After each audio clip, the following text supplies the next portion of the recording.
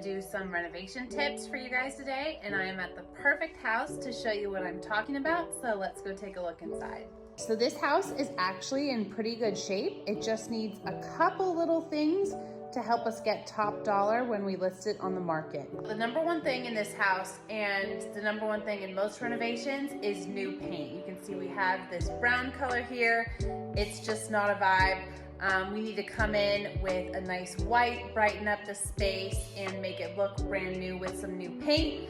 And paint, honestly, is usually the best bang for your buck. If you don't have a lot of money for a renovation project, but you really want to make your space look brand new, paint is usually a great option.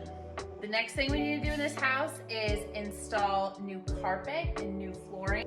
And here's a pro tip for you. You can go with a little bit cheaper grade carpet if you just invest a little more in a really nice carpet pad. That's a great way to save some money and still get that kind of luxury feel with your carpet. And finally, we are going to upgrade the kitchen with some nice new granite. You can see we have these Formica countertops. If we just install, a relatively cheap granite, it's going to totally change the look and feel of this kitchen.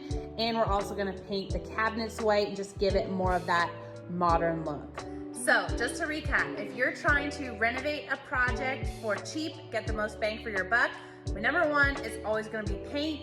Number two is carpet and flooring. And number three is upgrade your kitchen.